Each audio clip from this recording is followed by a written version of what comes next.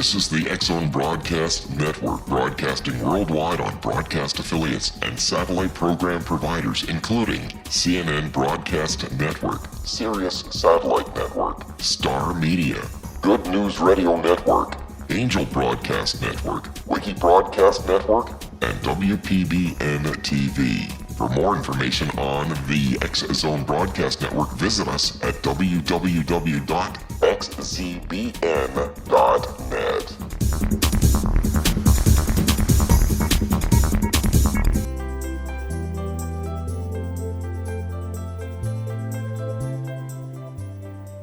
Welcome to Know the Name, Know the Genius in You, where in a single moment you can recognize your brilliance and change your life. This is a transformational hour that covers an array of topics that demonstrate how individuals use their native talents, as shown in their name, to look at the ordinary in extraordinary ways. Albert Einstein once said that everybody's a genius. Why would one of the smartest people on the planet declare that everyone is a genius unless he knew that to be true? I'm your host, Sharon Lynn Wyatt, creator of Namology Science and author of Know the Name, Know the Person. And in each weekly show, you'll hear the fascinating ways other people discovered the genius in them and what they were able to accomplish because of it. At the end of each show, you'll hear clues on how you can recognize your own innate genius. All over the world, people have many, many diverse interests. And in that vein, people have asked about different occupations and areas of life that have highly interested them. People want to know how highly successful people have managed to achieve their genius mindset by utilizing the gifts that are seen in their name using Namology Science. So how does someone express their creative talents, and how does someone share those gifts with others in such a way that everyone benefits? Our expert tonight is Rick Gillis, who has developed his genius in the area of seeking jobs and getting hired. Career expert Rick Gillis has spent thousands of hours advising highly experienced professionals across the nation. The universal problem that he came to recognize among his clients was how very few were capable of expressing or willing to speak of their own commercial value and identify their own personal wow factor that decision makers require. Recognizing this is a cultural problem. Rick wrote his newest book, Promote, Your Work Does Not Speak for Itself, You Do. Promote is based on insight Rick has gained from coaching as well as his own corporate and personal experience. The concept is simple. Rick will show you how to professionally promote yourself and all that you do for your organization, and especially to those with whom you are professionally at the mercy of, management. Rick has authored 5 books on careers and employment and has been seen and heard on radio and TV across the U.S., Canada, the Caribbean, and Australia. Noted and quoted by the Wall Street Journal, Fortune Inc., BlackEnterprise, Univision, Forbes, CIO, NPR, PBS, the HuffingtonPost, and BusinessInsider, to name just a few. Rick has spoken live from coast to coast, east, west, and Gulf. Based in Houston, Texas, Rick is an Air Force veteran, a Forbes contributor, a member of the Forbes Coaches Council, and holds a Bachelor of Science Management degree from Park University. Rick's name indicates that he has learned how to write well, that he thinks quickly on his feet, and that he values honesty more than most. He includes others and wishes to be included. He has a bit of rebellious spirit and aims at being the leader in his field, as leadership skills are natural to him. He has learned the fine value of flexibility and the importance of being a lifelong learner. Welcome to Know the Name, Know the Genius in You radio show, Rick. Sharon, you've already nailed me. We're done. Thanks for having me. I mean, I can't believe what you just said. Thank you very much. The one thing I would maybe hold exception to is that I think I'm still learning how to write.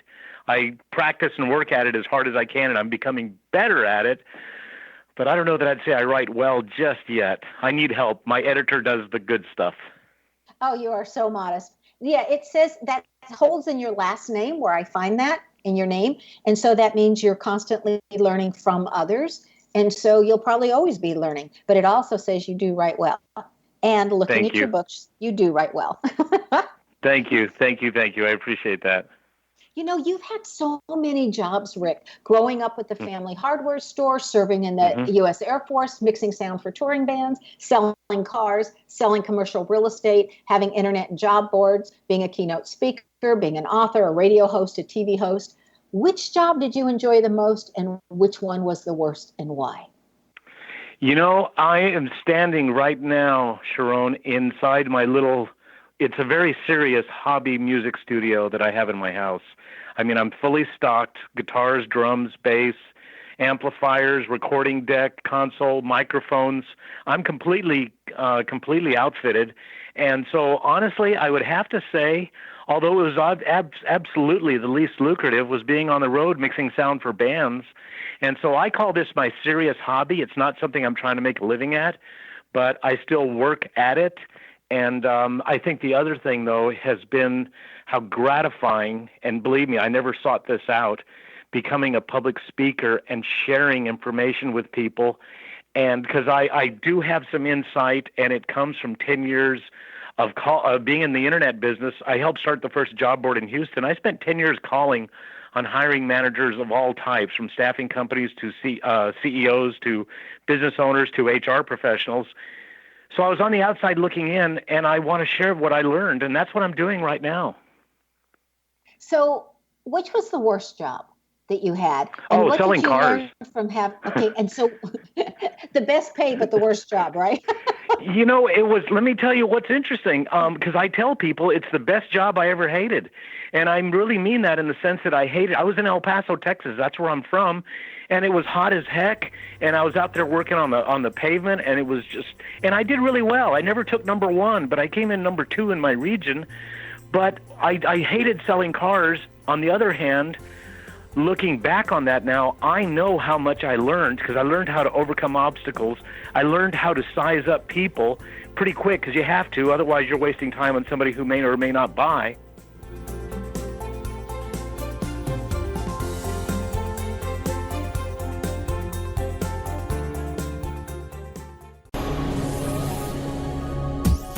This is the X-Zone Broadcast Network, broadcasting worldwide on broadcast affiliates and satellite program providers, including CNN Broadcast Network, Sirius Satellite Network, Star Media, Good News Radio Network, Angel Broadcast Network, Wiki Broadcast Network, and WPBN TV. For more information on the X-Zone Broadcast Network, visit us at www.xzbn.net.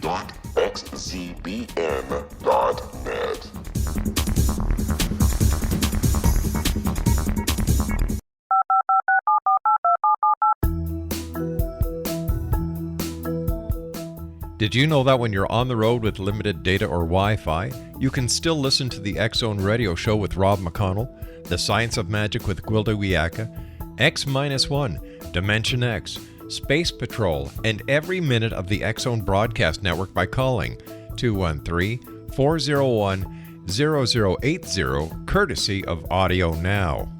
No smartphone, app, or internet needed. It saves your data plan, and it's free if you have unlimited minutes. Call 213-401-0080 to listen on any phone, anytime, anywhere. Remember, 213-401-0080 for the best of the paranormal, parapsychology, and sci-fi radio programming anywhere, 24/7, 365.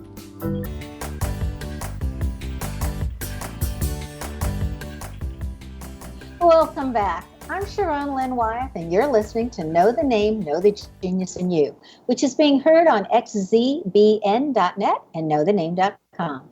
Our guest tonight is Rick Gillis, whose website is his name, RickGillis.com.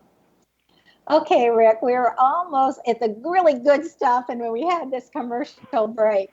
So what I'm really wanting to know is, from all the different jobs that you had, how did you discover that your gifts laid in this area of coaching and helping others get their jobs?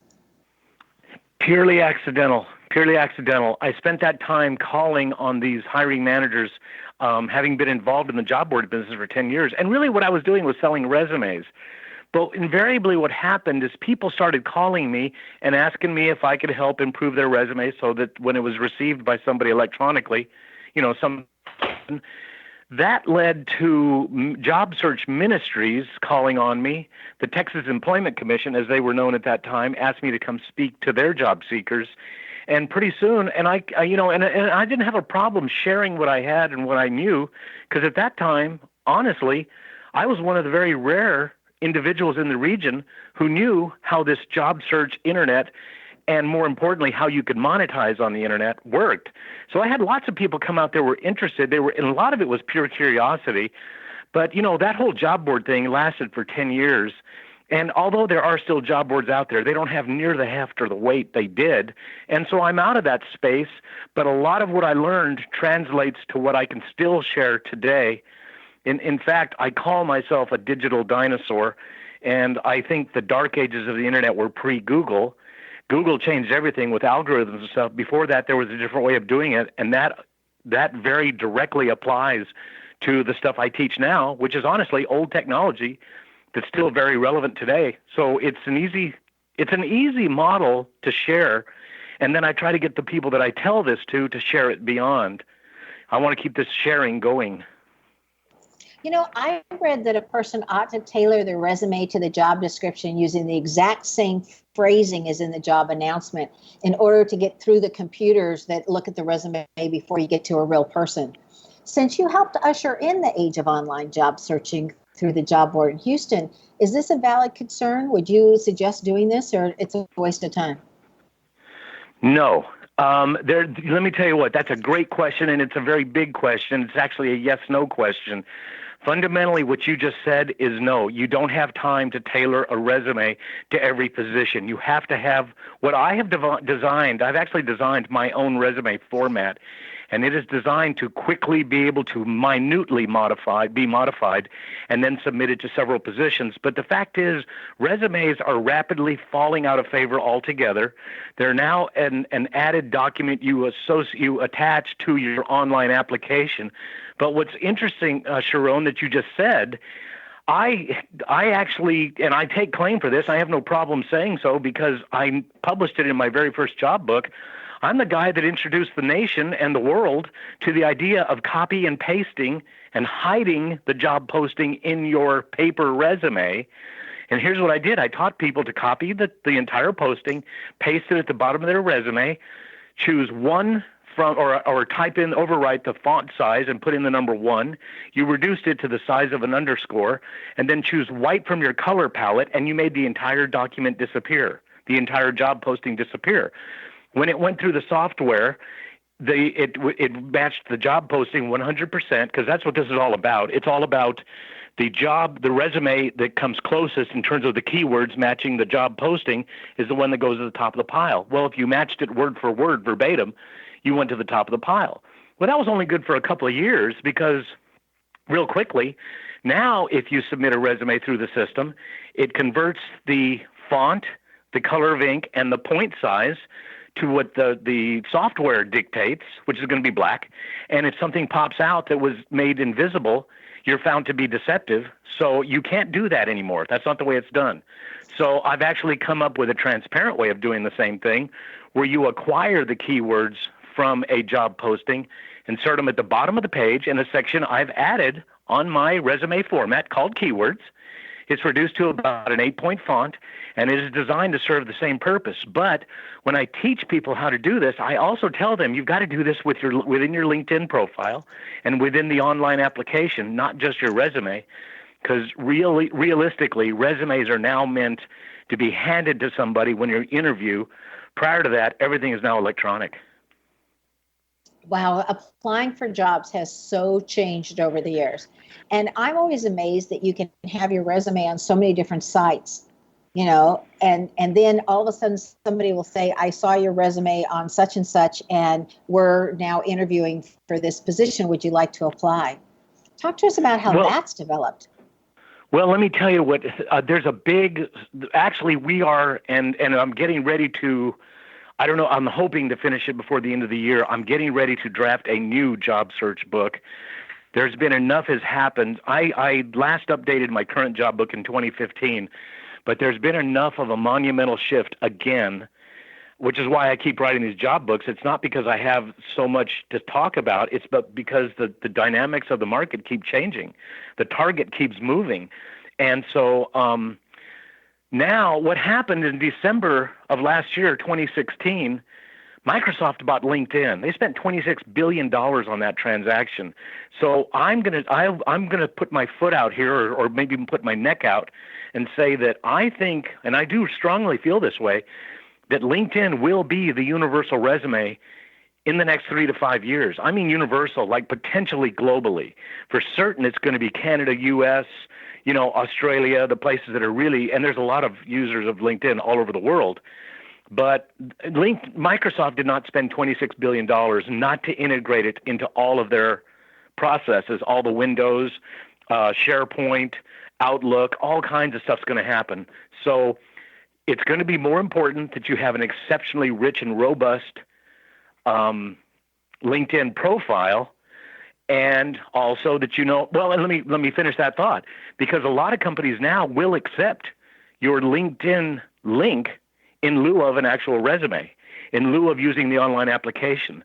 So once again, those keywords need to already be, almost in a permanent sense, sprinkled throughout your LinkedIn profile, so that and this is what I call, there's 2 ways of getting keywords. One is from the job posting. One is the generic terminology we all use on the job. If I was to sit down with a bunch of attorneys, they would know within about 3.5, 4 seconds that I'm an imposter. I can't speak the law.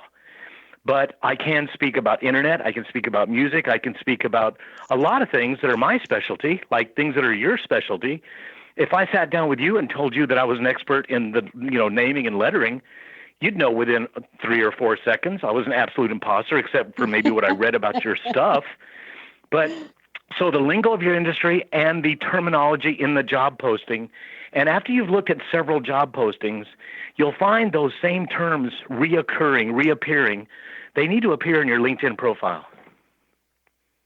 That is such a great hint for everybody, especially as everything keeps changing. And that answers my next question, which I think is wonderful. So, what's the basis of presenting oneself to management where you look great, but you don't sound like you're boastful or bragging? Because I know a lot of people who can talk about themselves and they're so obnoxious you just can't wait to get away from them. So how do you do that without sounding like one of those? First of all, you have to gauge your audience. You have to know who your audience is, because if you're going to come off like a big shot and the person you're speaking to is already far more expert than you, you're just going to come off stupid. But the main thing I'm about, and what my promote book is about, and Sharon, to be candid with you, and I know you'll appreciate this, every woman I've worked with in this space, in this field, including my own wife, will not negotiate salary. Women, as a rule, I'm not saying 100% by any stretch, but as a rule, women do not ask for the promotion and they don't ask for the raise. So I really want women to embrace this idea of their commercial value. I want you to be able to always talk about some point of value. Whenever you talk about a personal accomplishment, I want it to end with a net result, a net value statement. And let me give you one of mine. For 10 years, I was involved in commercial real estate leasing and management.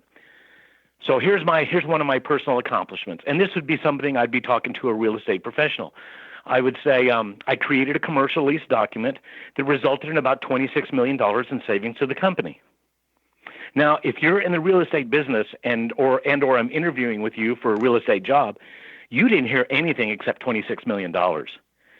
And that's what I want you to hear. Every accomplishment has to have a net value, a net result. So, and then somebody's going to say, wow, that's interesting. Tell me more. Well, that is the fundamental process behind my model of getting a resume that you wrote into somebody's hands, because they're going to see these value statements. My resume format is called the accomplishments-based resume. Your LinkedIn profile should be an accomplishments-based profile, and everything you say ends with a net result. To tell me that you implemented $3 million worth of software, I don't care. You're unemployed, so maybe you didn't do such a good job. But if you say you implemented $3 million worth of software, creating a 16% reduction in mistakes and problems, and creating efficiencies on the order of 28%, saving the company $6 or $7 million annually, now you've got my attention.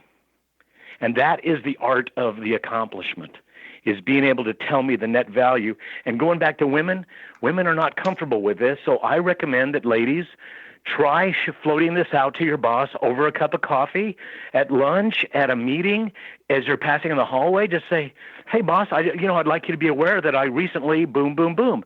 Try something smallish. Never. This is not bragging. This is not boasting.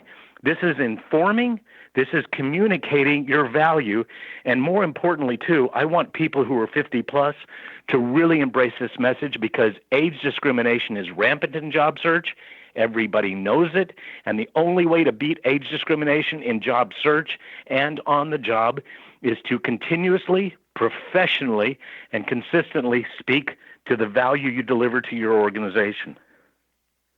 So I want to put that idea that you just gave me into a field that I think it would be hard to do that. So I'd love to have you give us an example. Okay. Okay. For an I'll try. example. Okay. For an example, say you're a school teacher, because many school teachers retire and then want a second career, something else. Okay. Mm-hmm. But if school teaching, you don't get to ask for a raise. It's how many years have you been working? How much education do you have? You find that box and that's what you get paid. It's like military. Yeah. Time and grade, Right. service. Yeah, sure. Right. So we're going to get your answer right after the break, but I want to give you the whole question. So we give you a little bit of think time. Okay. That is, if I'm a school teacher and all I've ever done is teach school, how do I bridge going into the business world? Because I had a totally different product, other than saying, when I taught my juniors and seniors, I had 100% of my kids pass that test so that they could graduate in the Texas schools. Okay. That's a result based, right? But what else could I say? Because other than that, I have no proof of anything other than their scores. And there's a lot of teachers that are, they've done their so many years and now they're trying something else. So that's what we want to know. Okay, we need to take another break. Stay tuned to Know the Name, Know the Genius in You. This show is dedicated to job seekers and those who wish to improve how management considers them. After the break, we'll find out about some of the different ways that Rick Gillis has assisted people. Remember, his website is his name, www.rickgillis.com. And we'll be back.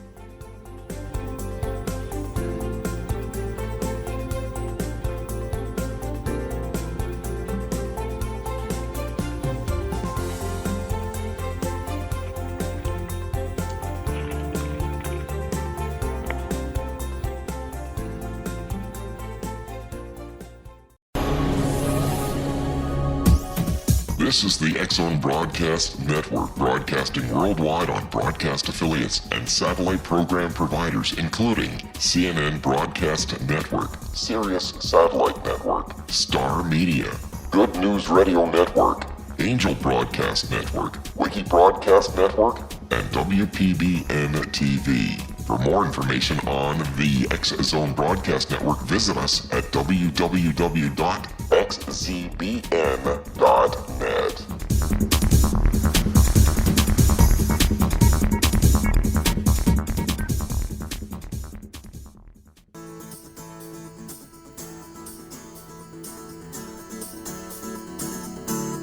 Welcome back.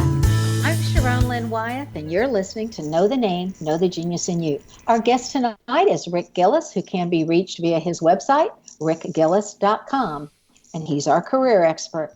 Rick, before the break, we were asked about how does somebody in a job that seems very rote or non-business oriented because they do a product that's not available or clear, like teaching, how would they use result-oriented statements and able to do what you said to do and able to get their resume to the top of the pile? Okay, you ready? Yes. Let me tell you what this applies to, and you alluded to it as well, didn't you? Heck, you didn't allude, you were direct.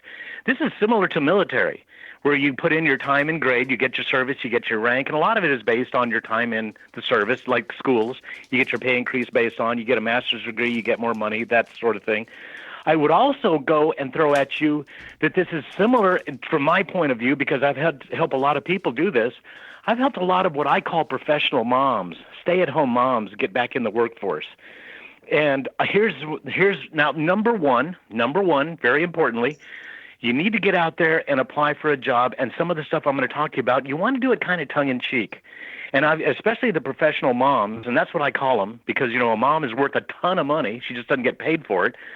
But moms going back into the workforce have to kind of have a tongue-in-cheek, and they talk about being the CEO or the COO of the Peterson family, and she was a psychologist and, cook and, chaperone and all these things. We get all that. It's the same when we come to military. Similarly, it's the same when we go to school teaching, because as my son asked me a kind of a similar question, Sharon, when he was coming home from the military. He served in Afghanistan. He spent 10 months walking up and down mountains. Seriously, that's about all he did. Yes, he fired a gun now and then, and so he asked me, we were talking about, I said, do you need some help with your resume? He said, what am I going to put on my resume? That I was a designated marksman and I walked, around. I said, heck no, Tori. I said, what you're going to talk about is leadership, responsibility, up to the challenge, able to take a lead, able to command, authority. And that's really where we go with the teacher thing. Because, first of all, what you said earlier, Sharon, is exactly right. Yes, you took 30 students, you took 40 students, whatever it was, annually, and moved them through to the next grade, which is a heck of an accomplishment. And you can actually express that in terms of the economic value derived from those successful students who went on to college and went on to create a job and a career and buy homes and buy cars and have kids. That's a heck of an economic impact as a teacher. My son in the military was the same thing. He was responsible, and we did put together a resume that spoke to his responsibility, his ability to take the lead, take charge, and he's done really well. He now works actually with a government agency, and he's doing crazy well. And the professional mom, I worked with a woman who we kind of did this, and we did this tongue-in-cheek. She was a Texas certified chemical engineer, certified by the EPA, and she took 12 years off to go home and have kids and raise a family. And she came back to me and she asked for some help. And we went through the same process. What we did is we, first of all, reinforced how good she had been previously in her EPA Texas chemical engineering job. When she had left, she had been at the top of the game. Then we talked tongue-in-cheek about how she had successfully managed to herd and raise, and we kind of used that term, and we had fun with it. And I told her, I said, look, anywhere you go that you're interviewing with somebody that does not have a little chuckle, a little bit of a sense of humor about you're presenting it this way, I can tell you categorically right now, you don't want to work there. So go ahead and play it out. Maybe get a little bit in their face. They might appreciate that. But the fact is, the responsibility level of you having my kid in your room for 6, 8, 10 hours a day, and then leading them through and successfully seeing them through to the next grade, and then eventually getting them graduated and preparing them for college and then a career, that's a big deal. So I don't think this is that hard.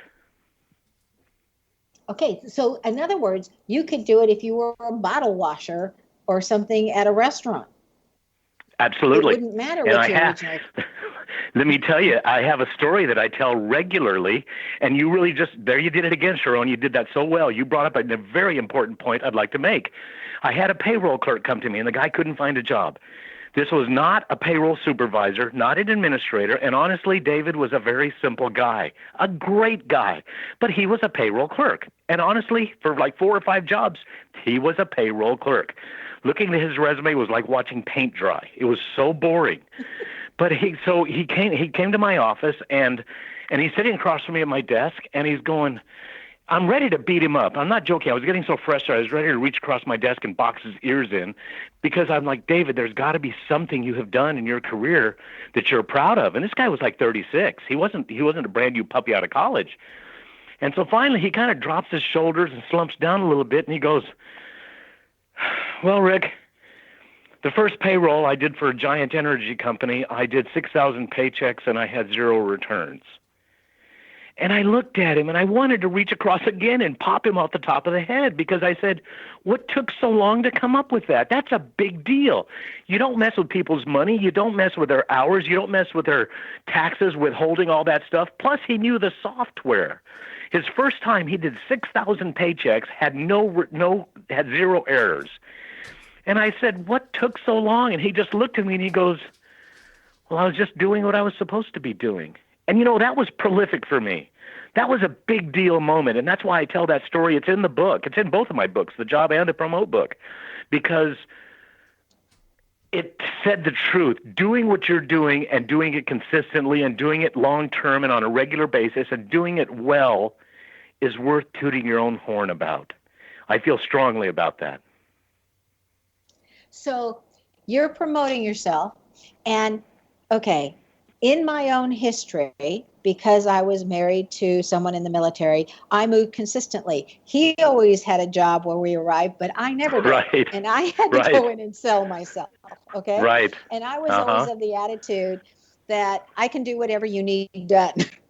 Okay. Yes. Like I can do that. Okay. So what I have found, though, with all of those, because some of my accomplishments with kids speak for themselves when I was teaching. So what I found, though, was that the positive attitude I came across with was more inviting than my background. So talk to us about how attitude makes a difference. Attitude, there's an A, B, C in here, because the A is, I'm so in your face and I'm so gregarious that I have to really pull myself back. Then there's the B person who's just got that perfect little mellow flow with everything that we might have him slow down, we might have him boost it up a little bit. And then we have the other person, which usually is more of the problem, is a person who is really introverted or not comfortable speaking to their value, that we got to pump them up a little bit. So I appreciate what you're saying, and there's no question that the military, by virtue, and listen, I'm from El Paso, so that was Fort Bliss Army, the second largest Army base in the United States, and there were a whole lot of women that were married to military men who worked as cashiers and as the store clerks at the big department stores and all that stuff, because they knew they were going to be moving on. They really couldn't land a career. And so that's kind of a sad side effect of the whole military thing. I know my own son, when he was off in Afghanistan, his wife was alone in Seattle, and she made friends there, but they had no kids or family yet. And so she had a full-time job. And as soon as he got back, she left. Woohoo! And she had a great job.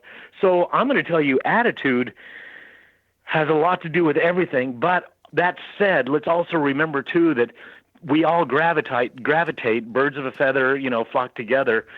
People find their comfort zone, their right place, their right industry, that kind of thing. And, fortunately, here I am at my age, I finally found what I like and what I'm good at. I can tell you that at 35 and 40, I never would have ever thought of writing a book. I never would have ever thought of standing in front of an audience and speaking. Not a chance in heck. I would not have done that. So, and there's a little bit of a grace in here too, that I found my way, or I've been directed. There's things that have just happened. I mean, I started working with these two guys that were launching this job board out of their home. My wife was in her first year of law school, and I called her up one day and I said, hey, you're going to have to trust me on this, but I just took a job working with two guys out of their dining room. And she goes, okay, you know what you're doing. and it worked. And we did. And you know what? It was interesting, too, because we were the first in town, seriously, and because we were the first, we had, seriously, it was unnatural. We had no competition for about 18 months.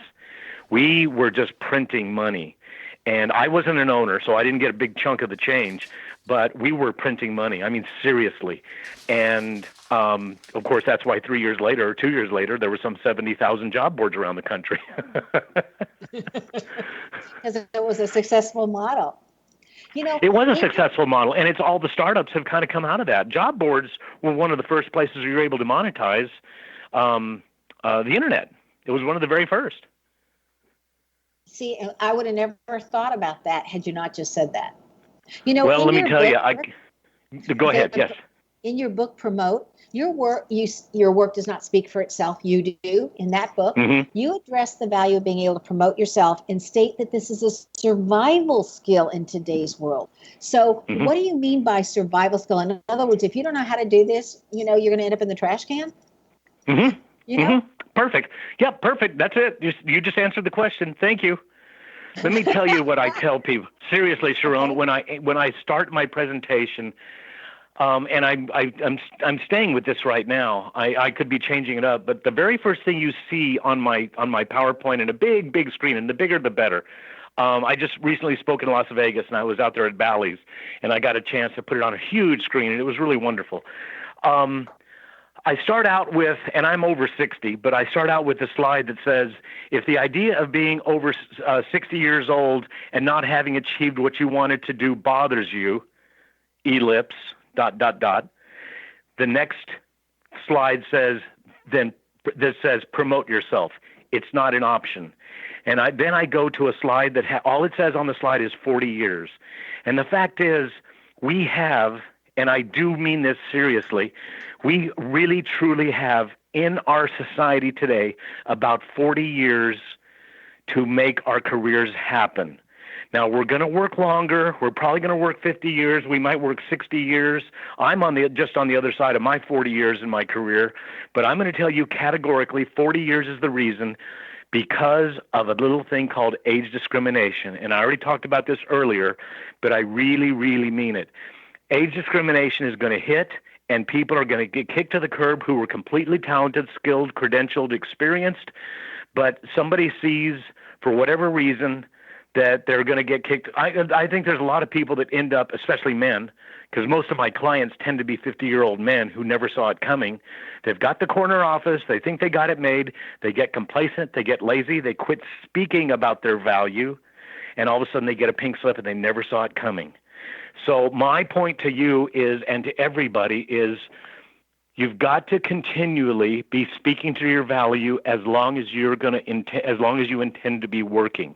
Unless you're the CEO or a business owner, and assuming that you're a successful business owner, you're going to get hit by this age discrimination thing. I guarantee it. In the new book I'm writing, I'm actually going to talk about this, and I'm calling it. Okay. Because we need to take our last break. Stay tuned Got to it. Know the Genius in You on xzbn.net and knowthename.com. After the break, we'll find out what Rick Gillis has in his name that has assisted him that you might have in your name as well.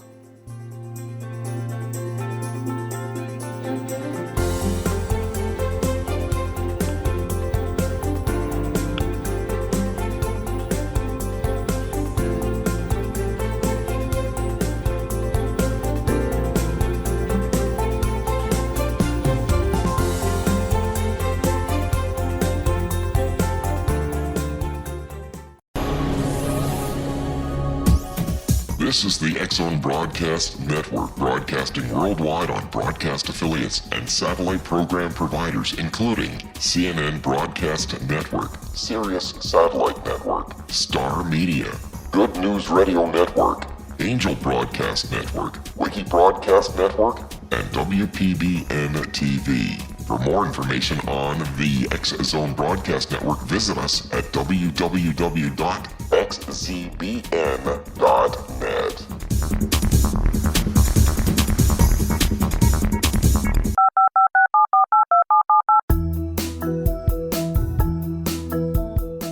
Did you know that when you're on the road with limited data or Wi-Fi, you can still listen to the X-Zone Radio Show with Rob McConnell, The Science of Magic with Gwilda Wiyaka, X-1, Dimension X, Space Patrol, and every minute of the X-Zone Broadcast Network by calling 213-401-0080, courtesy of Audio Now.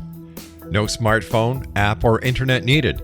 It saves your data plan, and it's free if you have unlimited minutes. Call 213-401-0080 to listen on any phone, anytime, anywhere. Remember 213-401-0080 for the best of the paranormal, parapsychology, and sci-fi radio programming anywhere, 24/7, 365.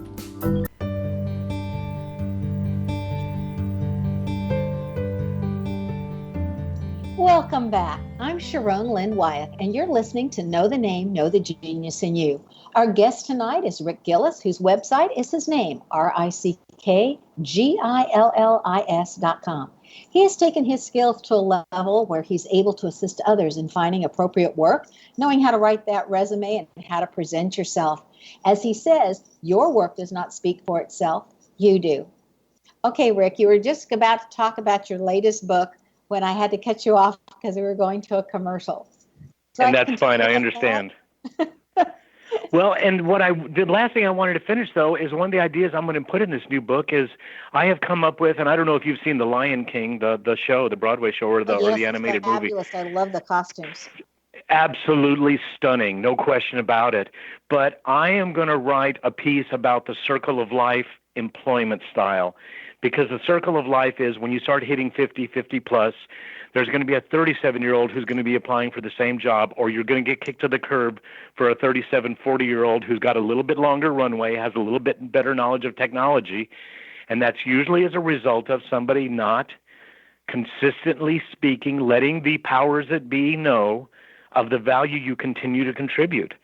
And so at a point when you're making $100,000 plus a year, if you're not generating, probably on the order of $1 million or more a year in value, you're not going to stay there.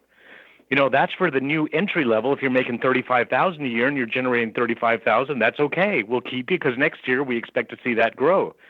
But when you start hitting those senior levels, you got to really deliver. You have been so successful in so many different fields. How did you get so great at what you're doing versus others who have attempted the very same thing? What was the difference? And I assume we're talking here about the writing and the job search support and the personal promotion thing. I honestly think, because I have thought about this, what I talk about is significantly different than everybody else that's just telling you to watch out, don't miss any typos. That's not beneficial. I think it's because I did not come from this field. I am not an HR professional. I've never been in staffing. I've thought about going into staffing because I've been so close to this. And a lot of my personal friends, honestly, are HR professionals because I spent so many years calling on them. But I was still on the outside looking in, and I would see things from a perspective that was different, that sometimes I would alienate people and upset these people that are in the field because I can see what they're doing and I can say that's categorically wrong. And so that's the only thing I can tell you. I regularly speak in front of HR professionals who are seeking a new employment opportunity, and I'm telling them stuff they don't know. And it's because what they do is so it's so siloed. There is a compensation and benefits person. There's the recruiter. There's the generalist. There's the et cetera, et cetera. And so I've stood on the outside looking in for all of this. And honestly, again, you said this earlier too, because I read a lot and I study a lot, and I try to stay involved in all the forums that I can to watch what is new and leading edge. I can look at that stuff and go, that's a hit. That's going to win. I can look at other stuff and go, that's a bomb. That'll be gone in 3 months. Well, that is a gift in itself. I have found also applying for different jobs, people who look younger than their years, since it's not legal to ask how old somebody is. If you can look younger than your years, because I remember when I got hired and I was in my 60s, and later on, like 4 months into the job, my boss looked at me and he says, well, we've got this many more years. And I looked at him and I said, I don't think so. And he said, what do you mean? And I said, well, how old are you? And I said, well, you've got that many years, but add 10 to your age, and that's how old I am. And he looked at me and he says, no, I figured you were a few years younger. So I think your energy, it's not necessarily looks, it's energy, that if you have a lot of energy as you go in, people sense that, and then they feel like you're younger than you are, and that helps that age discrimination thing. I absolutely agree. Okay, I want to know about your 3-part accomplishment statement. It is exactly this. It is so simple, it's almost comical. If I was talking this, I would say I was responsible for blank that resulted in blank. I was responsible for creating a commercial lease document that resulted in $26 million saved. What I like to tell people and how I'm using it to describe now is responsible. And if you were writing this down, you never say I. If you're writing it in a resume, you would say just a bullet point, responsible for what that resulted in wow. And that wow piece is has to be the one that's going to get somebody to say, tell me more. And by the way, too, Sharon, when anybody ever writes a dollar number in a resume, always use the zeros. In other words, don't put 1.2 in the word million. Don't put 1.2 mm. Put 1, 200, 000. We love to see zeros on a resume. Well, and it looks a lot more impressive as it jumps out at you. It's very impressive. You bet. It'll jump. It's like a great photograph. That focal point will jump right off the page at you. I mean, Target and Macy's know how to do this. You should too. In math class, I was a math major and I have my master's. Okay. So we were I know always that, taught, right? So we were always taught that you spell out any number less than 100 and you write out any number greater than 100. Would you say that's also important in a resume, or just, put digits for all of them? You know what? I have a little bit slightly different, and I'm really pleased to hear you say that, because I was not aware of exactly. I have always written out 20 and below. At 21, I'll start using the digits. Now, that's me, and that's kind of my customary thing, so that's what I've done in the book. Sometimes, however, it is more impactful to write in the number, 17. So I will write it, and it'll jump off a page a little differently than if it was, SEVEN, et cetera. So, but that's interesting that write 1 through 100 and 101 on, you would use the numbers. I'd always thought 20 was the kind of the break off there. Yeah, well, who knows? And it could be that I'm ancient too, so that's well, that it's changed through the years. You and me, kiddo. Yeah. Okay. So if you could change one thing about people's understanding or how they look at the world, what would that be? Wow. I certainly didn't expect that big a question. I'll tell you what, I'm going to go back to it, and this is also too because I'm an older guy now. But I'm going to go back to, and I've already hit on this thing really hard twice tonight, but I would like people to understand that, if you were standing here in my music room, and especially if you were 17 years old or 23 years old or 30 years old, you'd be blown away. This is a very, very cool room. But when I go out on the street, people don't have any idea. So I'm going to go back to that age thing. Let's appreciate age for what it is, and let's embrace it. And it's okay to get older. I was talking with a young person yesterday, and I really, really, really wanted to tell him. He was about probably 20, 21 years old. And I really wanted to tell him, dude, I'm you 40 years ago. I was that kid 40 years ago. He was a little bit arrogant, a little bit snotty, very cool. He was a very cool kid, and I was not cool, but I tried really hard to be. But I really wanted to tell him, dude, you're looking at yourself 40 years from now. Take care of yourself, advance it, take advantage of the people who are trying to share good information with you. And then the one thing I'll always tell you too that I told my kids when they were little, and even now they'll say it back to me. I just start the first of the sentence and they finish it. And that is, if you think it's wrong, it is. That's what I always taught my kids, and both of them successfully stayed out of trouble growing up. Not to be the same as what their dad got into when I was their age, but growing up, my kids, if you think it's wrong, it is. See, and that's interesting because as you're saying that, I was thinking about what did I tell my kids all the time? I said, only boring people get bored. I love that. I'm going to give you notice right now. I'm stealing that. Go right ahead. That's wonderful. I hate That's it. wonderful. They go, Mom, I'm bored. And I look at them, I go, only boring people get bored. Come on, think of something. Exactly. Get creative. Go do something. That's sweet. I love that.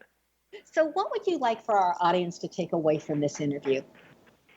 You know what? Based on what I'm doing and what I'm trying to do is don't be afraid to promote yourself. Like the subtitle of the book says, your work does not speak for itself. You do.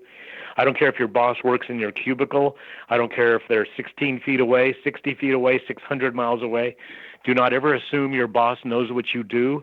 And always make sure when you're floating these out, this is an important piece that I neglected to say earlier, talk not just to your immediate supervisor, but also her supervisor and then his supervisor. Because when your immediate supervisor leaves, and if you haven't shared your accomplishments with those above, you may miss that promotion that you could have gotten because your boss knew all this stuff, and that knowledge is currency. It's as good as money in your pocket. So absolutely positively share it around. Once again, doing it appropriately and consistently. This is not bragging. It's not boasting. This is communicating and informing, and it's appropriate. And let me tell you what, too, your boss takes credit for your wins.